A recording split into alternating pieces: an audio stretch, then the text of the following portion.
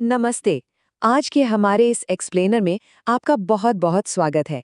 आज हम बात करने वाले हैं हिमाचल प्रदेश के उस मंदिर की जिसके बारे में आपने जरूर सुना होगा, श्री नैना देवी मंदिर।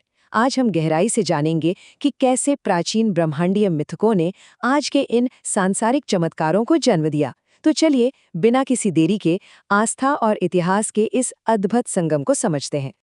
जरा सोचिए, एक ऐसी महाविनाशकारी घटना, एक ऐसी ब्रह्मांडीय त्रासदी जिसने पूरे ब्रह्मांड को हिलाकर रख दिया था, वो भला एक इतने शांत और पवित्र तीर्थ स्थल के निर्माण की वजह कैसे बन सकती है? अजीब लगता है ना? लेकिन यही तो इस जगह की सबसे दिलचस्प बात है। विनाश से निर्माण की ये कहानी सिर्फ एक मिथक नहीं है, बल्कि ये वो नींव है जिस पर आज लाखों लोगों की आस्था टिकी है। अब इससे पहले कि हम उन पुरानी कथाओं में खो जाएं, चलिए जरा इस जगह को वास्तविकता के धरातल पर देखते हैं। 1177 ये कोई रैंडम नंबर नहीं है। दरअसल ये समुद्र तल से इस मंदिर की ऊंचाई है 1177 मीटर। बिलासपुर जिले की शिवालिक पहाड़ियों की बिल्कुल टॉप पर स्थित ये जगह सिर्फ अपनी ऊंचाई के लिए नहीं, बल्कि अपनी आध्यात्मिक महानता के लिए भी जानी जाती है।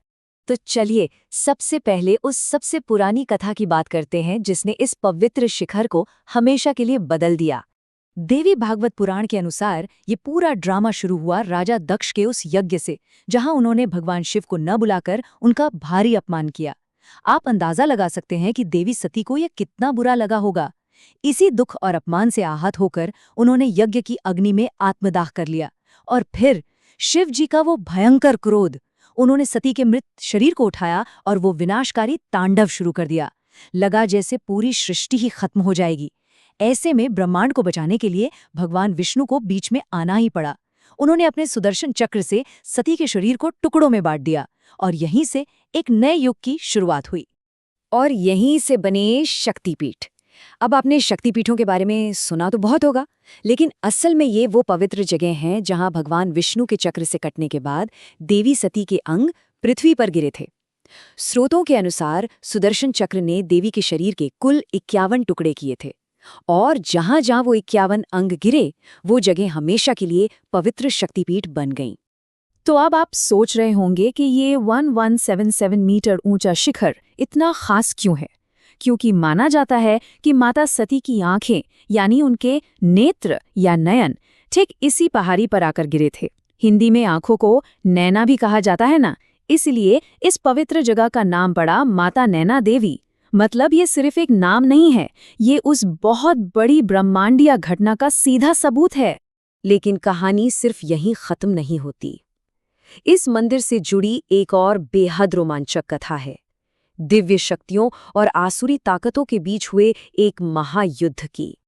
देखिए, एक तरफ था महिषासुर, एक बेहद क्रूर राक्षस जिसने ब्रह्मा जी की कठोर तपस्या करके ये वरदान ले लिया था कि कोई इंसान, राक्षस या देवता उसे मार ही नहीं सकता। वो खुद को लिटरली अमर समझने लगा था और उसने पृथ्वी पर हाहाकार मचा दिया। लेकिन हर वरदान में कोई ना कोई लूपहोल तो होता ही है ना? यहाँ कमी ये थी कि उसे सिर्फ एक ऐसी महिला हरा सकती थी जिसने जन्म ही न लिया हो, यानी एक अजन्मी स्त्री। और अपने अहंकार में उसने एक स्त्री की ताकत को बिल्कुल हल्के में ले लिया। फिर क्या था, महिषासुर के आतंक से परेशान होकर सारे देवता ब्रह्मा, विष्णु और महेश के पास पहुंचे। फिर सबने मिलकर सतलज नदी के किनारे आदि शक्ति की आराधना शुरू की। उन सब की सम्मिलित ऊर्जा से एक इतनी तेज रोशनी निकली जिसने आदि शक्ति दुर्गा भवानी का रूप ले लिया। जी हाँ, वही अजन्मी महिला जिसकी भविष्यवाणी की गई थी। सारे देवताओं ने अपने अपने शक्तिशाली हथियार उन्हें भेंट किए और फिर हुए उस भयंकर युद्ध में देवी ने महिषासुर को न सिर्फ बुरी तरह हराया, बल्कि उसकी दोनों आंखें भी निकाल लीं। और इस शानदार जीत के बाद तो जैसे आकाश में बैठे सभी देवताओं और ऋषियों ने जयघोष शुरू कर दिया। पूरे ब्रह्मांड में बस एक ही आवाज गूंज उठी, जय मां नैना, जय मां नैना। इस महायुद्ध के बाद ही उन्हें नैना महिषमर्दिनी के नाम से जाना जाने लगा। आपको पता है, जहां महिषासुर का वध हुआ था, उस जगह को आज महिषालय पीठ के रूप में जाना जाता है।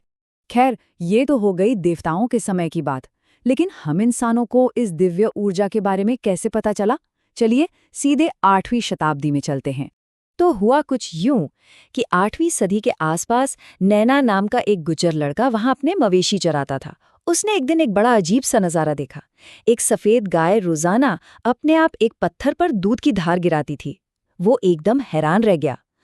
फिर एक रात देवी ने उसे सपने में आकर दर्शन दिए और बताया कि अरे वो पत्थर कोई मामूली पत्थर नहीं है, वो तो उनकी पिंडी है। नैना ने ये पूरी घटना जाकर चंदेरी के राजा बीरचंद को बताई, और जब राजा ने खुद वहां जाकर ये चमत्कार देखा तो उन्होंने उस पवित्र जगह पर एक भव्य मंदिर बनवा दिया, और उसी लड़के के नाम पर मंदिर का नाम रखा गया, नैना देवी। और आज भी इतने सदियों बाद भी वो आस्था बिल्कुल वैसी की वैसी ही है। आज भी अगर आप इस मंदिर में जाएंगे तो आपको वो सारी चीजें दिखेंगी जो सीधे इन पौराणिक कथाओं से जुड़ी हैं। सबसे पहले तो आपको दर्शन होंगे उस पवित्र पिंडी के जिस पर माता की 2 आंखें उकेरी गई हैं। दूसरी सबसे आश्चर्यजनक चीज है वहां का हवन कुंड, जिसके बारे में मान्यता है कि वो पिछले 1200 सालों से लगातार बिना बुझे जल रहा है। मंदिर परिसर में एक बहुत विशाल और पुराना पीपल का पेड़ भी है जो इन सदियों का गवाह है। और हर साल सावन में यहाँ श्रावण अष्टमी मेला लगता है, जहाँ लाखों श्रद्धालु आते हैं और मानव सेवा के लिए मेडिकल कैंप्स भी लगाए जाते हैं। और अगर आपको लगता है कि चमत्कार सिर्फ पुराने जमाने में होते थे, तो दलीपी देवी का चमत्कार सुनिए। ये बिलासपुर की ही रहने वाली एक महिला श्रद्धालु थी जिनकी एक आंख की रोशनी चली गई थी। लंबा इलाज चला पर कोई फायदा नहीं हुआ। फिर उन्होंने माता नैना देवी पर पूरा विश्वास रखते हुए मन्नत मांगी, और यकीन मानिए चमत्कारिक रूप से उनकी रोशनी वापस आ गई। इस पर उन्होंने आभार जताने के लिए मंदिर में माता को चांदी के नयन अर्पित किए। ये दिखाता है कि कैसे ये प्राचीन मिथक आज भी लोगों की जिंदगियों में असली चमत्कार बन रहे हैं। अब इस अटूट भक्ति का एक और भौतिक प्रमाण है ये संख्या 1084। आज के समय में नैना देवी बस स्टैंड से मंदिर तक पहुंचने के लिए श्रद्धालुओं को ये 1084 सीढ़ियां चढ़नी पड़ती हैं।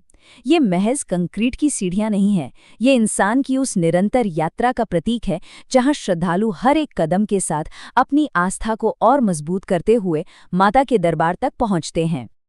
खैर, अब हम अपने इस एक्सप्लेनर के अंत तक पहुंच गए हैं, लेकिन ये सवाल हमें सोचने पर मजबूर जरूर करता है। 1200 सालों से लगातार जलती वो अखंड ज्योति, सती के नेत्रों का वो रहस्य और महिषासुर मर्दिनी का वो भयंकर युद्ध, ये सब एक ही जगह पर सिमटे हुए हैं। जब तक ये शाश्वत लौ शिवालय की इन पहाड़ियों में जल रही है, न जाने ऐसे और कितने प्राचीन रहस्य इन घाटियों में दबे होंगे जो बस हमारे सामने आने का इंतजार कर रहे हैं। सोचने वाली बात है ना? आज हमारे साथ जुड़ने के लिए आपका बहुत बहुत धन्यवाद। आस्था और इतिहास की ऐसी ही शानदार जानकारियों के साथ हम आपसे फिर मिलेंगे।